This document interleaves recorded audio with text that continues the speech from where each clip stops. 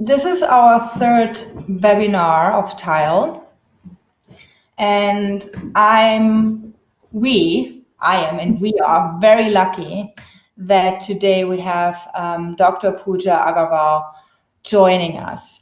So she will be talking about powerful teaching, unleashing the science of learning. Before she starts, just a couple of information about some things and how to find them in this webinar session room browser window. So you have a taskbar on the top where if Pooja decides to use that you can do some annotations and so on. Then there is, sorry about that, I'm just muting your microphone if it's on so that there is no interference. On the bottom there, you have your tools in regards to video and audio, so microphone, and there's a little guy you can raise your hand if you have a question. I would ask you not to turn on your microphone or camera unless you have a question and we have a question session. And then on the right side, if you haven't opened it yet, but you can open this on the right bottom side, and that leads you to the chat window. So you can ask questions there, you can leave comments there. What I would like you to do, if you haven't done so yet, please introduce yourself real quick so that we know who is joining us today, so that Pooja knows who her audience is. So Pooja Agarwal is an expert in the field of cognitive science, and I have met Pooja in 2000 and when was it? 13. Yeah. Yeah, 2013, when I moved to St. Louis to do my postdoc there. She was there at that time, and she is an amazing expert in doing research and learning and memory, and has done so for over 15 years. She has recently released a book, Powerful Teaching: Unleash the Science of Learning, which she has co-authored, I believe, with a teacher. Mm-hmm. Yep. And she's the founder of retrievalpractice.org. It's an amazing website where you can find many free resources on effective studying, effective teaching. I particularly enjoy the part of the page where she has different guides. Those guides are usually revolve around a strategy, and she co-authored those guides with other experts in the field on, for example, space practice or retrieval practice and so on. You can download them and you can use them. They're really useful. I'm lucky enough that Pooja asked me to contribute one of those guides, and hopefully we'll have the time to work on this in 2020. In addition, Pooja is an assistant professor at Berklee College of Music in Boston. And as already said, she was at Washington University in St. Louis before, where she received her PhD. And she is a former K-12 teacher. A small anecdote about Pooja and myself is that when Pooja moved to Boston, I don't know, when was it, in 2000, maybe 14 or so? Was it? Yeah. She basically got rid of a whole bunch of stuff that she had in her flat before she moved to Boston. And she said, come in and take whatever you want. And I came in and I took basically her plates from her. And I'm telling you, Pooja, I'm still using them. So they may look disgusting, and I'm still eating from the plates. So without any further ado, I would like to introduce you and welcome you to today's webinar on powerful teaching and the science of learning. And I hand over to Pooja. Hi, everyone. Welcome to our webinar. I am so honored to be here and sharing the science of learning with you. A big thank you to the TILE Network and to Carolina, Dr. Kepper-Tutzel for organizing the webinar. And I had completely forgotten about the plates, to be honest. I'm glad that you are still using them. And yes, so I was at Washington University in St. Louis for about 13 years, working with the authors of Make It Stick, Peter Brown, Roddy Roediger, and Mark McDaniel, and Dr. Kepper Tetzel and I had done some work together as well. So it's such an honor and a privilege to be here. I do want to mention that I would love for this to be informal. So if you have any questions, do feel free to type them into the chat box, and we can just have more of a conversation over the course of the next 45 minutes or so. So please, I hope you'll engage during the chat box, and let's get started. So the first thing I'd like to start with is a question for you all, is how many bones are in the adult human body? If you could take a guess, type in a number into the chat box. How many bones do you think are in the adult human body? We have 152 from Cynthia, 200, maybe 207, 250. This is great. No cheating. I hope none of you are Googling this. 192. We've got a few more if you'd like to chime in. The number of bones in the human body.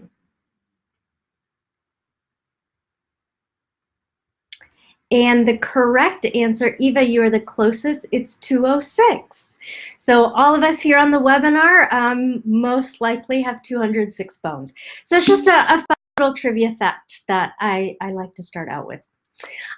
Here's our game plan for the next little bit of time we have together. I'm going to talk very briefly about research from cognitive science.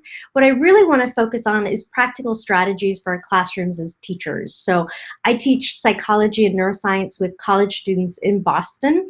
I would love if you could type into the chat box and share what you teach, what grade levels you teach.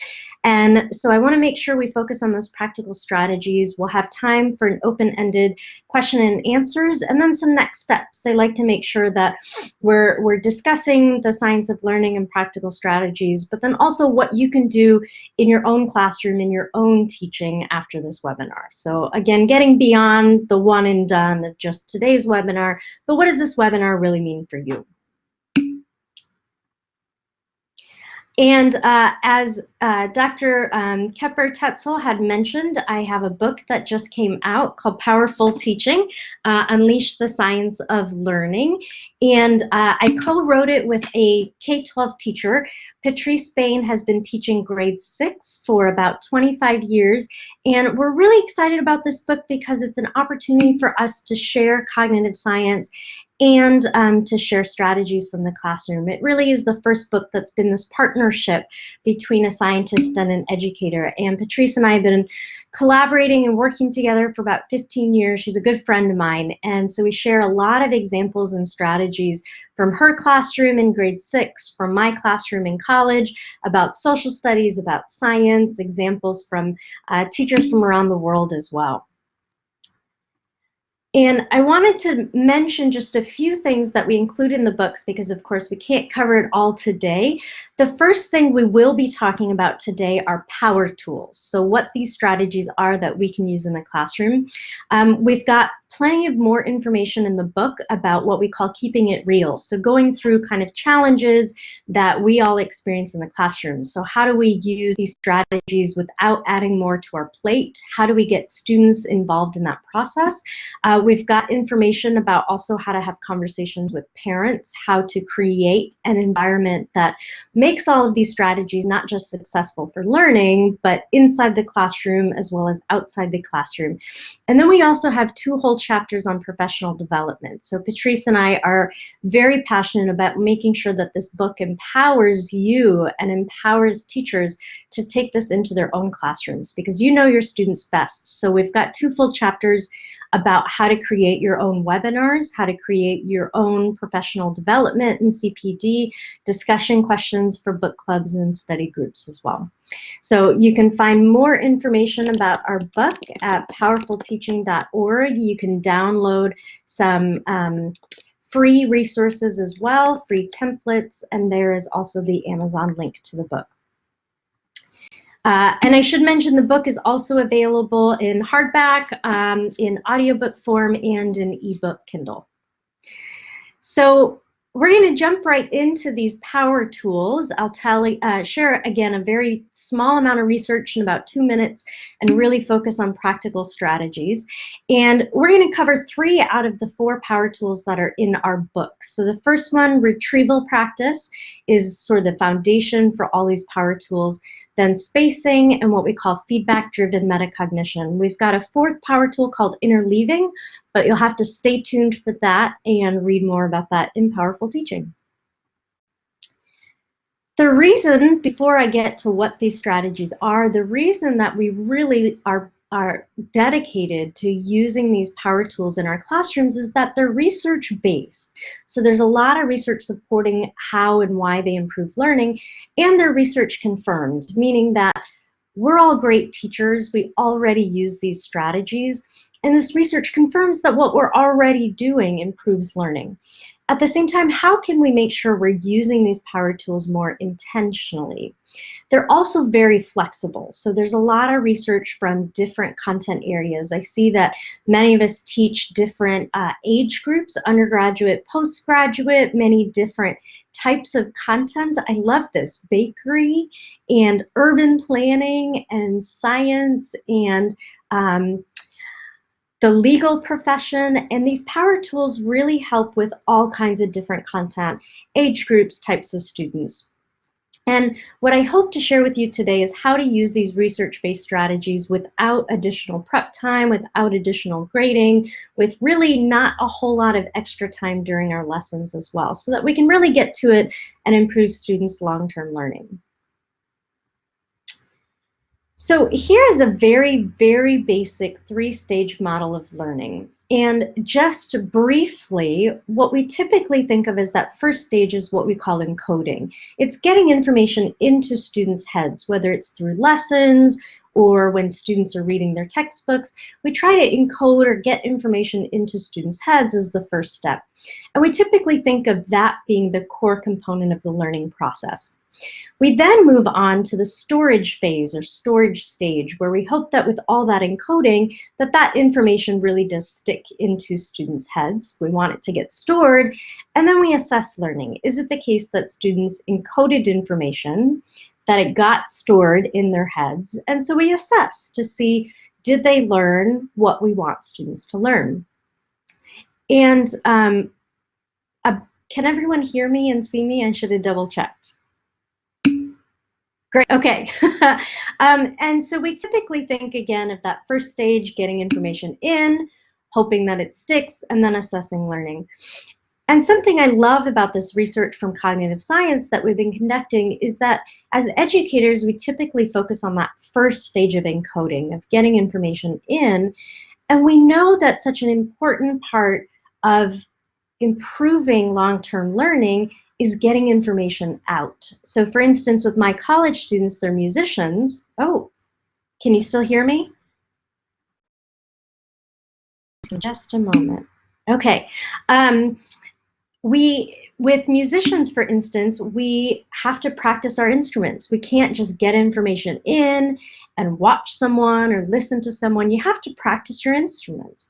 When you're learning a language, I'm trying to learn Spanish, I have to practice Spanish. I can't just get information in, but I have to pull it out of my head.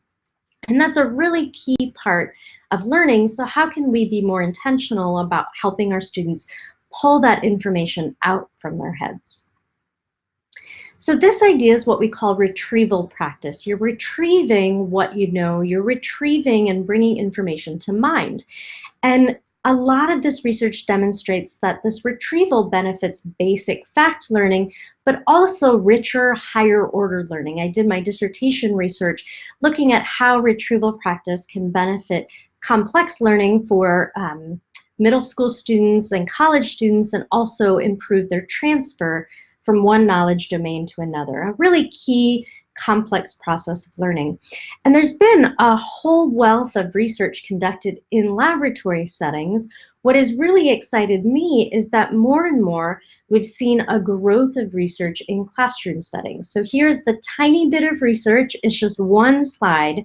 I've recently conducted a review of the literature with my colleagues, Ludmila Nunch and Janelle Blunt, and we've found more than 50 experiments have been conducted in authentic classroom settings. And so it's really nice to see that this basic laboratory principle that has, again, 100 years of research really does improve learning for students in everyday classrooms, again, ranging from grade 3 through grade 12, through college, and even medical school.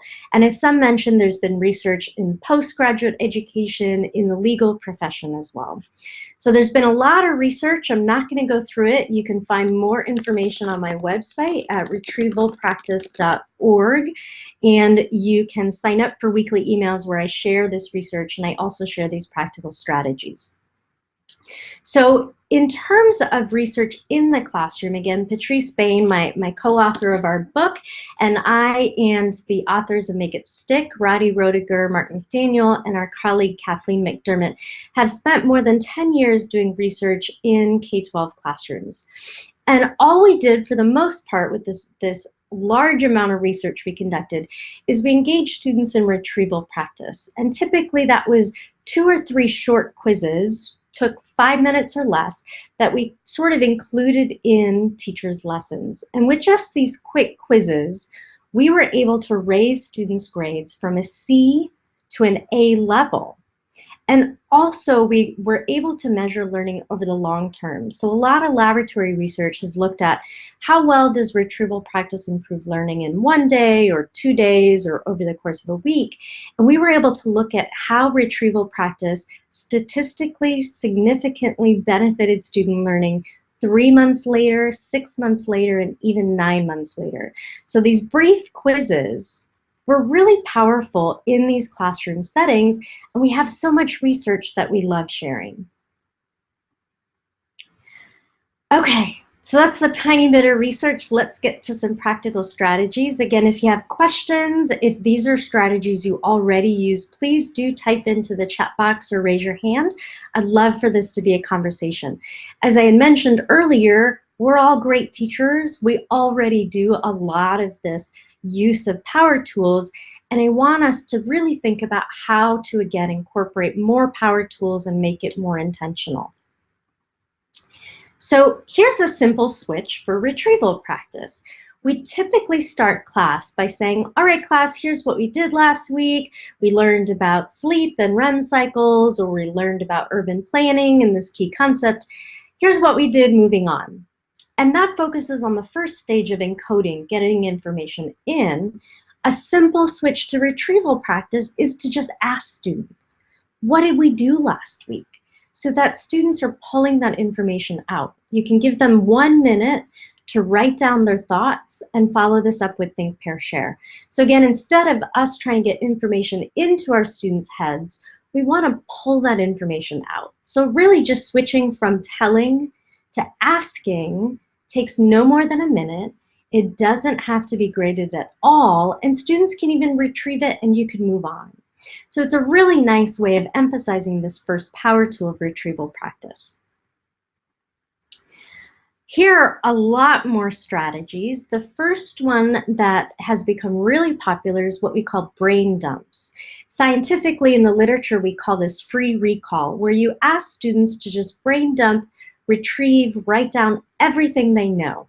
So one thing that my co-author Patrice does when she teaches social studies grade 6, if she is starting or students have just learned about a chapter on ancient Egypt, right? So King Tut and the Nile and pyramids, at the end of the lesson, at the end of the unit, she'll ask students to brain dump. Simply write down everything you have learned about ancient Egypt. I was actually just doing this with a friend of mine who's a nursing student, and he was learning about beta blockers, a certain type or classification of drugs. And I had him brain dump for 5 minutes, just write down everything he could remember about beta blockers. And then he simply moved on. But that retrieval process, practicing what you know, helps you remember. Another strategy is what I call two things. It's just a little bit more constrained. So instead of asking, write down everything you can know, it's just writing down two things you know, or two things you learned that day, or two things you remember from yesterday. Entry and exit tickets, a lot of us already do this. So really emphasizing retrieval. As soon as students walk in the door, you could have a prompt on the board, or having students write down one thing, two things again they learned before they exit, before they leave the room. You can follow any of these retrieval strategies with Think, Pair, Share. I think one aspect of Think, Pair, Share is making sure we provide time for students for that think process. So often we give them maybe 30 seconds and then they engage in pairing up and then we share as a class, but we want to make sure that students are retrieving. So on my website, I have this article that says Think, Pair, Share, Think Again. So if you go to retrievalpractice.org, I have some tips on how to incorporate these power tools to make Think, Pair, Share even more beneficial and effective. You can also use tech tools, the learning management system, if you use Blackboard or Canvas. Some apps, a personal favorite of mine is called Flipgrid, where students post quick selfie videos, and they may not even realize that this is retrieval, but I'll give them a discussion prompt, like how does this key concept from psychology relate to your everyday life? And they can just post a 30-second selfie video and move on. So that's a resource I like called Flipgrid. And index cards, I'm a big fan of low tech, so I'll even just hand out index cards real quick. Students can jot down two things they've learned. They can keep the index cards as notes, or I can collect them. We can have a brief discussion and move on. A key component of retrieval practice is focusing on using it as a strategy for learning, and not just a strategy for assessment. Oftentimes, we as teachers and our students think of retrieval as just what you put out on an exam. So, okay, I walk into a classroom and the only time I retrieve is on an exam. We want to emphasize that retrieval, practicing what students know, is part of the learning process. So these strategies actually don't have to require any grading whatsoever. They can be done with little to no prep. Students can engage, they can learn, and you can move on. So it's another aspect of flexibility I really like, that it doesn't have to take any grading at all. Something else I like to mention is that these strategies provide formative assessment for us. They tell us what students know, how they're doing, if we need to fill in some gaps, but it's also like formative assessment for students. It's a way for them to know how they're doing, to see what they know, to fill in their gaps as well. Here's just a picture of some of my college students, which I like to show. Again, I teach psychology and neuroscience at a school of music, which is a lot of fun for me. And I think a lot of these learning strategies are so important that my students and I have a lot of discussions. For example, I like to ask them, how do you study for your classes, and why do you study that way? And a lot of them say, oh, well, I was taught that way, or I just figured it out, and that's kind of how I do it. And then I like to follow up by asking, well, does it work? And a lot of my students will kind of say, yeah, kind of, question mark, and they recognize that cramming, rereading their textbooks helps in the short term, and they might ace a test or do really well, but they all recognize as soon as they do that test or exam, they forget it all. It's all leaked out of their brains, right? So their study strategies kind of work in the short term, but not in the long term. So here are two, thanks, Stephen. So here are two strategies that work really well that we can use as teachers. We can model it in our classrooms, and our students can also use them. So, oh, to back up a little bit, so I give weekly quizzes or weekly retrieval practices in my class. They're only worth 2% of students' grades, and my students are really receptive. These are some quotes I've gotten from my students on evaluations at the end of the semester, that retrieval practices are the bomb. They love that there's no final. There's nothing high stakes in my class because, again, I want to emphasize that retrieval is part of learning. It's not just for assessment. So my students have learned that retrieval is a part of learning, and they really like it. They recognize that they remember so much more from my classes than from other classes. So I really like the format of these weekly quizzes. Again, I have a lot more information on my website at retrievalpractice.org and a lot more in my book, Powerful Teaching. We've got templates, I've got examples of these weekly quizzes that I give. So some strategies that students can use and we can model in the classroom. One is what I call retrieve taking, and it's my spin on note taking. So oftentimes students will be taking notes sort of simultaneously while they're listening to a lesson, they're jotting down notes, or while they're rereading their textbooks, they're jotting down notes. Retrieve taking is just sort of like closed book notes. So students should listen in class, they can read the textbook, then they should simply just close the book, or you can pause the lesson and then give the opportunity for students to retrieve their notes. So instead of taking notes simultaneously, students just close the book or you pause the lesson and students then retrieve their notes. And then you can move on with the lessons, students can move on with reading, so they still have written down notes, it's just that they retrieved what they just heard, they retrieved the key points, instead of trying to multitask and get down while they're trying to listen or read. So rather than note-taking, I like to think of this as retrieve taking, just kind of closed book note-taking. Again, takes no extra time for students. We don't have to grade it. I do think it's really important for us to model this in our classrooms so students feel comfortable doing this outside the classroom. Another strategy that's common for students is to use flashcards, right? And flashcards are a great form of retrieval practice. There are a few more small little tweaks that students can use to make these flashcards even more powerful. One thing they can do is to make sure that students are retrieving. So often students will look at a flashcard and say, oh yeah, I know that, and they'll flip it over and they'll drop it out of their deck. And they're almost just wasting their time doing that. They're cheating themselves. They're not actually retrieving. So we want to make sure that students are retrieving while using flashcards.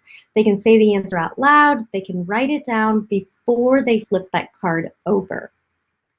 The next thing to do is to make sure that students shuffle up or reorder that deck.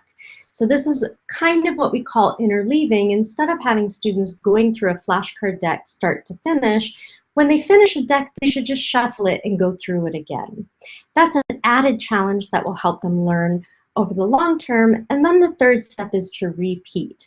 So rather than dropping a card out of their deck as soon as they've got it correct, research demonstrates that students should keep these flashcards in their deck, ideally at least 3 times, so that they're really solidifying this knowledge. So this is kind of, if you've heard the phrase lather, rinse, repeat, this is my take on it with retrieve, reorder, repeat. So I hope those are some small little tweaks that students can use while they're studying and using flashcards. How many bones are in the human body? If you could take a moment, type in your guesses if you happen to remember. How many bones are in the adult human body? There you go. Thank you, Cynthia, Tara, Eva. You just learned that a few minutes ago. And this is a perfect example of a power tool we call spacing. So I asked you this question a few minutes ago. Now I've spaced it out. Now you've retrieved it again. And we've spaced it out over time. And that slight bit of time that's passed is an added challenge that helps students learn. It's very intuitive, but here's a small example or small switch. So sometimes we'll ask students, what did you learn in class today? Or maybe on the ride home, you might ask children, what did you learn in school today? And students will often say, Nothing, right? That's no fun. If you simply ask students, what did you learn in school yesterday? That's spacing. And you'll find that students really enjoy that slight challenge of like, oh, what did I learn in school yesterday? Simple switch, flexible for any content area. I ask my college students this. You could ask your grade 3 students. It's just building in that spacing or that passing bit of time. Another example is what I call a flash forward. So to ask students, if you could remember only one thing 10 years from now, what would it be? So students have to mentally travel back to think about, retrieve what they've already learned from your classes, and then to almost mentally project, okay, 10 years from now, I'm probably not going to remember everything from my class, but what's one thing? So they're retrieving, they're spacing, it's all combined, instead of just saying, all right, let's learn about ancient Egypt, let's move on, we'll never cover it again, and make sure that students are revisiting previous topics. A third power tool is what we call feedback-driven metacognition. So metacognition is helping students reflect on their learning process. By reflecting on that learning process, students are thinking about what they know and really importantly, what they don't know. So the example I gave of my friend, the nursing student, after he brain dumped everything he could remember about this type of drug, beta blockers, then he had a better sense of, wow, I remembered a lot more than I expected. But then he also realized, I forgot a few things that I should have included. So that's an example where he retrieved, he gave himself feedback, and he improved his metacognition. And that, again, is a big part of the learning process that helps students remember over the long term. It also helps with that higher order learning. It also helps with that transfer of knowledge. Here are some quick ways that I give feedback, no grading, no extra time. So on these brief weekly quizzes that I give students at the start of every week, every class period, I have stopped just giving points and X marking and showing students what they've got wrong. Now I give these silly little stamps that I bought on Amazon. And this way I emphasize what students have gotten correct. So I might circle something I really like. I might write some brief feedback like, oh, that's a really persuasive point, or that's very insightful. And then I just give these quick stamps. So now students are drawn toward looking at what they got correct, which research shows improves their learning, not just what they got incorrect. So I highly recommend these quick stamps. Even my college students seem to really enjoy them. Another strategy I use is on these weekly quizzes, I just have two little check boxes that say nailed it or not sure. And they're next to every question. So students, after they've retrieved, just check mark. And I've emphasized to students that there's no grading involved, that there's no grading in terms of these check boxes.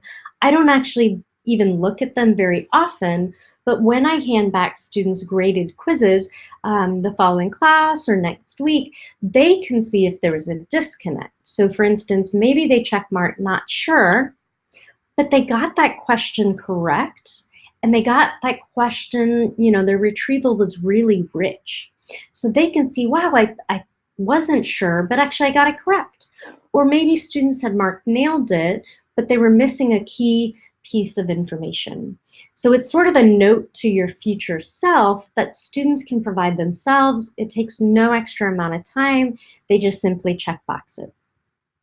So those are some examples, again, of using this other power tool, feedback-driven metacognition. Students have retrieved, they've engaged in spacing, they've been given feedback by me or think, pair, share, and now they're also reflecting on their learning process.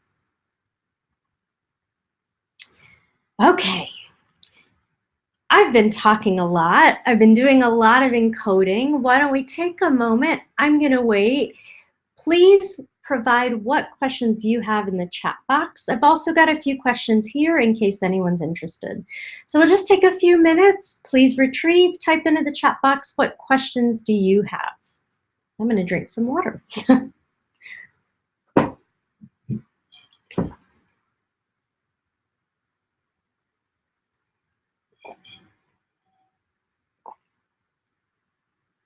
So maybe you're interested in more strategies about reducing prepping and grading, or more about research on higher order learning. I often get questions about the format of retrieval practice. Should it be multiple choice or short answer? And something that I know Dr. Kepper-Tetzel has written a lot about is whether or not you should take notes on laptops versus handwriting. So just a few ideas, but again, feel free to type into our chat box.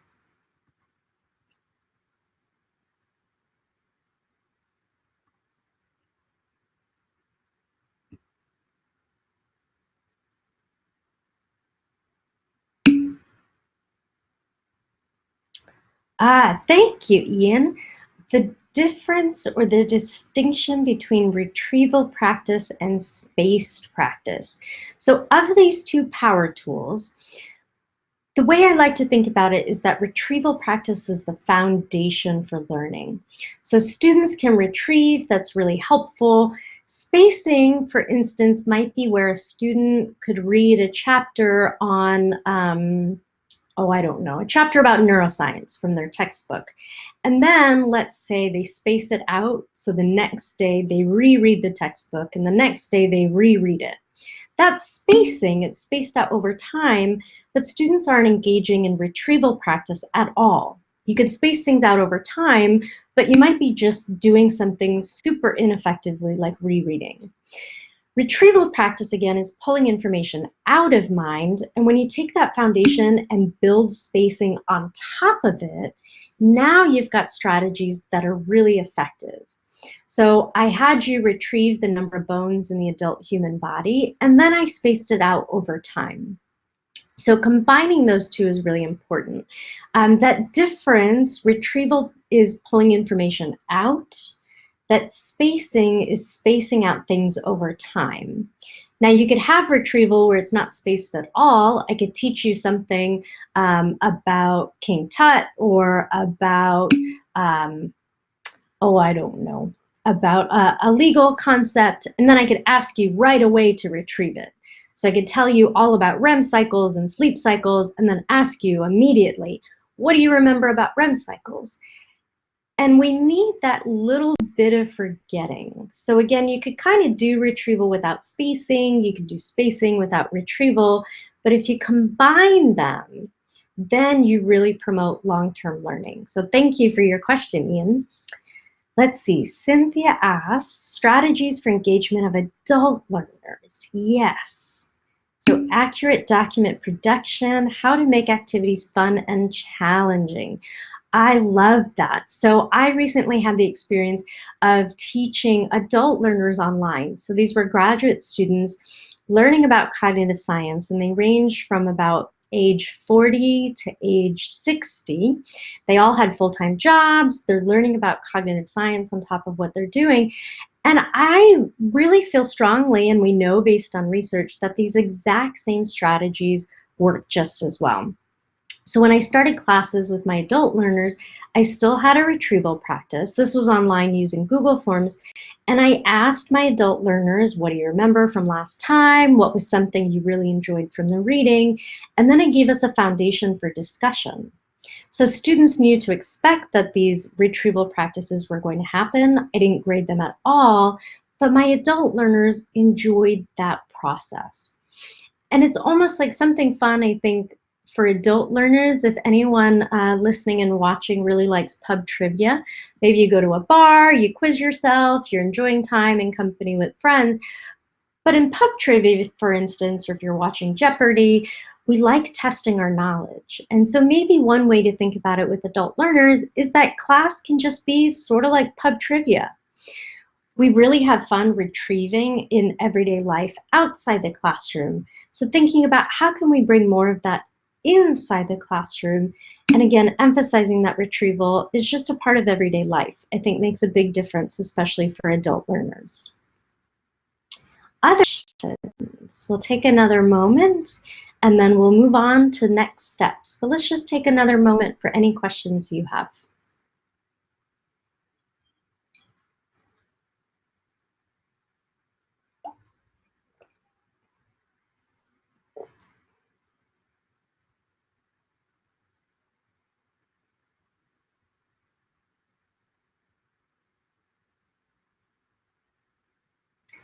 I'm also very comfortable with science in my, science, but also very comfortable with silence in my classroom. It's important to provide students with time to actually retrieve.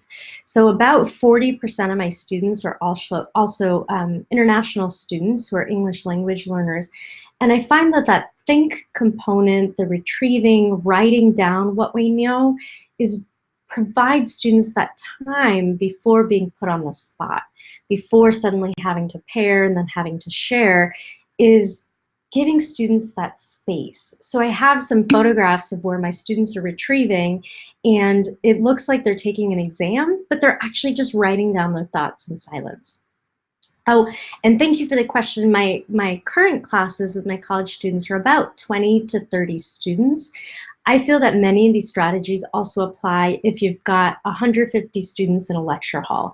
You can still have them write down 2 things on index cards, and you don't have to grade them at all. So my current classes are about 20 to 30 students, and my students range in ages from about 18 to 23.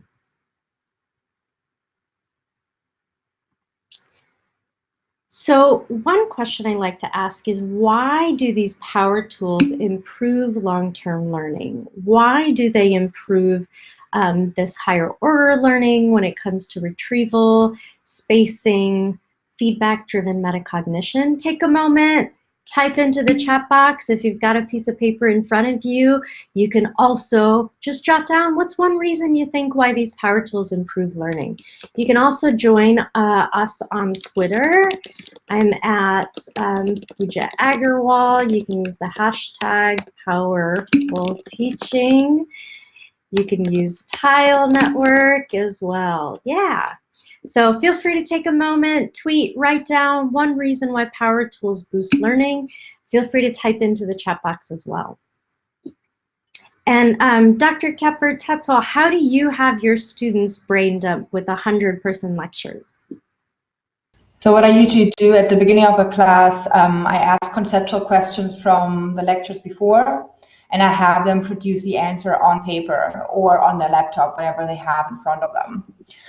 So I do that, and I do the same thing at the end of a class, where I give them 60 seconds to come up with a take-home message, like with their take-home message for that specific lecture. So what was the most essential thing for them?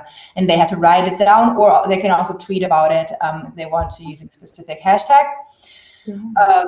And students are really engaged with this. So when I observe students, everyone is writing something down, or I do it with combination, as you just mentioned a couple of minutes earlier, with sharing the ideas with their neighbor first, and then writing down basically their answer. Great. And do you grade or collect it at all? No. This is just formative. And how do students react? Because I wonder if they don't do this in other classes, and then when they do this with you, are they nervous? Are they anxious? Well, we always have the staff-student forum meeting a couple of times a semester, and the feedback is usually very positive because they like this active component in large lectures. Yeah, great. So a few just things to keep in mind. One of the reasons, or one of the main reasons why these power tools improve learning, is because they challenge learning. And this is what we call desirable difficulties. These difficulties are desirable.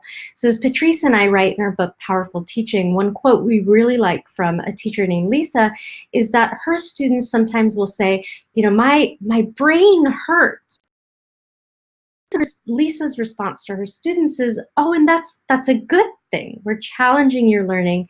That's a good thing. A quote I really like from the book Make It Stick with my PhD advisor is this quote, that learning that's easy is like writing in sand. It's here today and gone tomorrow. And this is sort of why cramming works, right? It's easy, students feel like they know it, they got it, they ace a test, and then they forget it all. So we want to make sure that we're challenging learning, that it's not just easy in the here and now. So we want to make sure that students are really retrieving when they use flashcards. We want to make sure that when students are taking notes, that they're retrieving their notes. We don't want to just tell them, here's what we did in class, and moving on. Ask them, what did we do in class? So that there's a little bit of that mental struggle to really improve long-term learning. And if you've read the book Make It Stick, or you're interested in this great book, you can follow #MakeItStick. We also have a lot of resources. You can download discussion questions that you can use with your teachers. There you go. You can download templates, sketch notes, all kinds of stuff. So it's a book I highly recommend. One thing I like to note that's also typically a concern is like, well, with all these brain dumps, you know, I'm going to lose time. I can't cover as much content. And I like to point out, if you think about it this way, let's say hypothetically you teach students 100 key concepts, adult learners, elementary students. You teach 100 concepts, and down the road, students might remember about 60 of those concepts, 60%, right? And we really want students to remember things over the long term. So if it's helpful to think about, let's say you cover just a few little bit less key concepts, but with retrieval practice, students will remember more. So when students remember more, it actually saves us time as teachers. How many times have we had to reteach over and over, right? Like, oh, I could have sworn I taught you this earlier in the semester, and then students have forgotten, and then you have to reteach it, right? Completely hypothetical. So you're right that, you know, even if students remember 60%, that might be a lot more than they actually do. If we just slightly reduce things by providing 5 minutes of a brain dump, like Dr. Kepper-Tetzel does, it's a little bit of a trade-off, but you'll actually save yourself time, so you can ultimately actually cover more content, not less content. So just try to keep that in mind as well. Okay, so I'd like, again, to get beyond just the one and done. So we've spent about 45 minutes together, but what happens from here? The first thing I'd like you to do is to engage in two things. So here I'm modeling retrieval practice for you. I want you to think about how this feels. Type in 2 things into the chat box that you've already learned from this webinar. 2 things you've learned.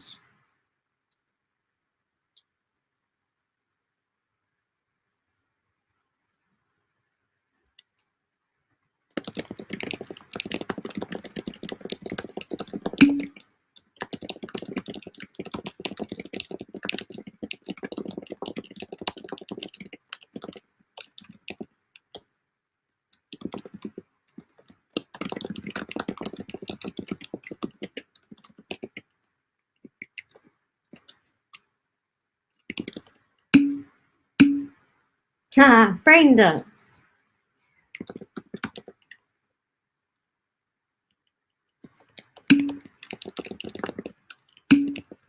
If you'd like to learn more about brain dumps, I recommend this podcast with the Cult of Pedagogy. Jennifer Gonzalez is amazing.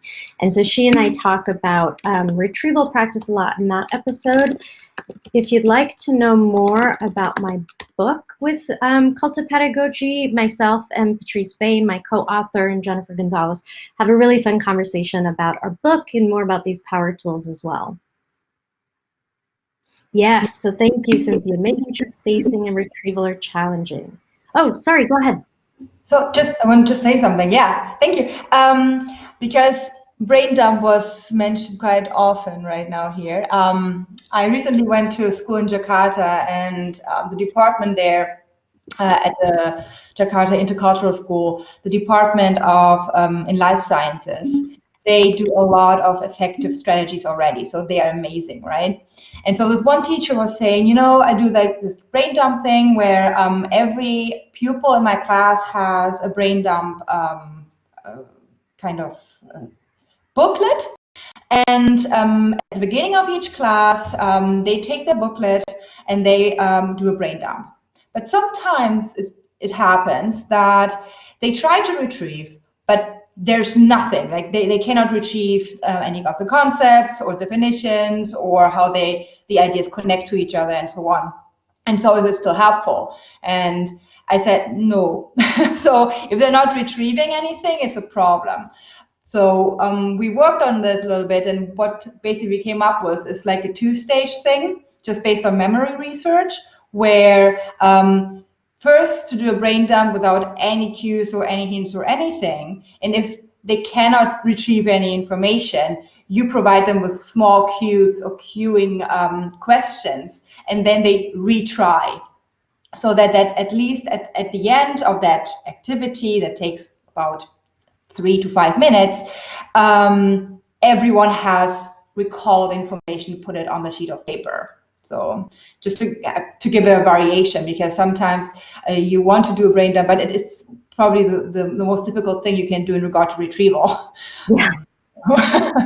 That's a great point. Thank you. Yeah, there are a lot of ways to modify it, and I think that sounds like a great one. I really enjoy that troubleshooting aspect of sorts, and it sounds like that was really valuable. And I think the example of even using and exploring these power tools in Jakarta in Indonesia is a fascinating, fun demonstration of how these power tools apply all over the world for all students, regardless of language and content. So thank you for sharing that. No problem. Great. So that's a little bit of two things. Another question I have for you to move beyond the one and done to think about next steps is this framework I really like called Rose, Thorn, Bud. And we write about this in our book, Powerful Teaching, where I'd like you to take a moment. Again, you can write it down in your own personal notes. You can type in the chat box. You can tweet.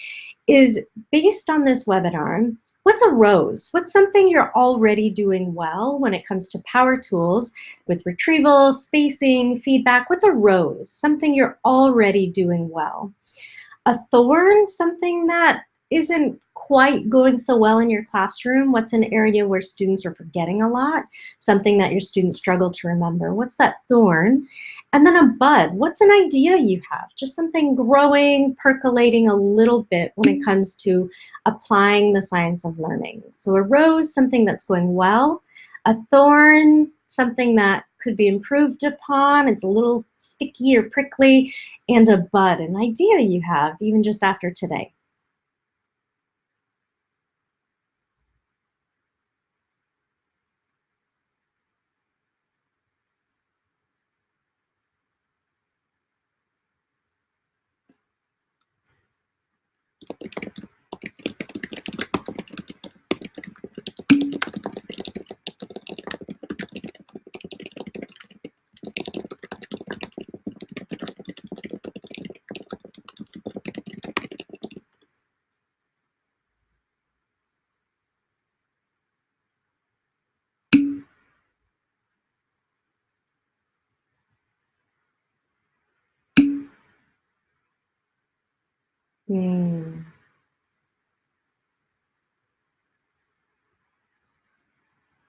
Thanks, Cynthia. I know it can be a challenge for students to do the pre-reading. And what's a bud you might have?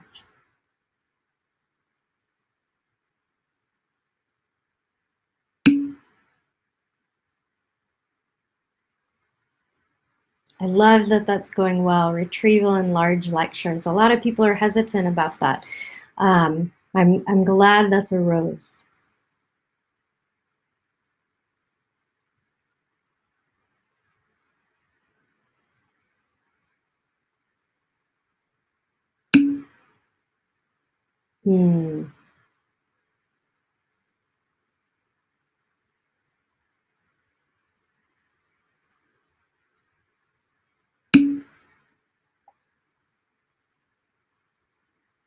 Oh, great, more group activities.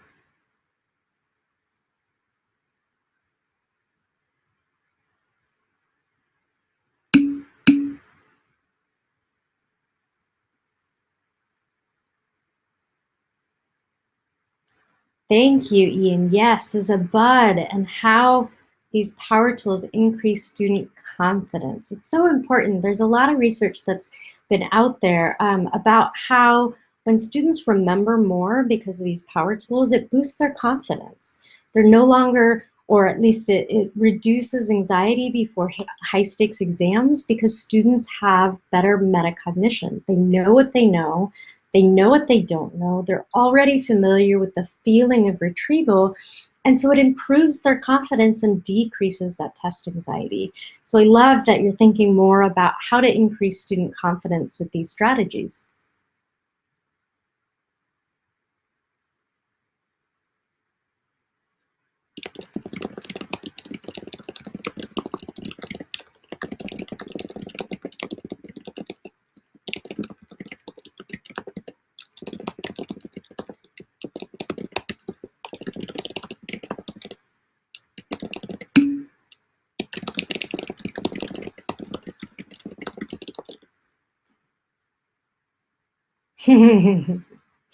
Thanks. Yes, helping students change their study habits. I would suggest that this is a struggle, just like trying to get ourselves to exercise more is a really hard habit to break. And I feel that it's really important for us to model good strategies in the classroom. So with the strategy of spacing, for instance, we might want to discourage students from cramming. I would say honestly that we shouldn't blame students for cramming because it works in the short term. If we want to help students space more over the long term, then we need to do that in our classrooms as well. So helping students feel comfortable with spacing in our classrooms is going to be much more effective than simply telling students spacing works and you should take out a planner and figure out how you're going to space out your studying. We need to help students do that in our classrooms first so that they'll be more successful and more likely to try it outside of the classroom. But that can definitely be hard. So if you have more questions, again, I encourage you to tweet them. You can use the hashtags. I'm at Pooja Agarwal as well. So I did want to mention again, I have this website, retrievalpractice.org. I send weekly email updates to about 15,000 teachers around the world. They're meant to be 30 seconds or less for you to read. They're always practical, little tips, resources as well. I've got on my website a lot of free resources. So 10-page guides to download, discussion questions, free templates. I've also got a lot more recommendations in terms of books on the science of learning. I hope you'll check those out on my website. And how many bones are in the adult human body? You could type them into the chat box. And there you go. So see, I hope you will remember that for a very long time to come. And thank you so much for spending your time with me today. I can hang around for a few more minutes if you have any questions. And thank you again for the Tile Network and Dr. Kepper-Tetzel for hosting. Thank you so much, Pooja. This was amazing and very helpful. We loved, I think I can say for all of us, the practical tips that we can start implementing tomorrow. So, so this was really helpful. Thank you so much.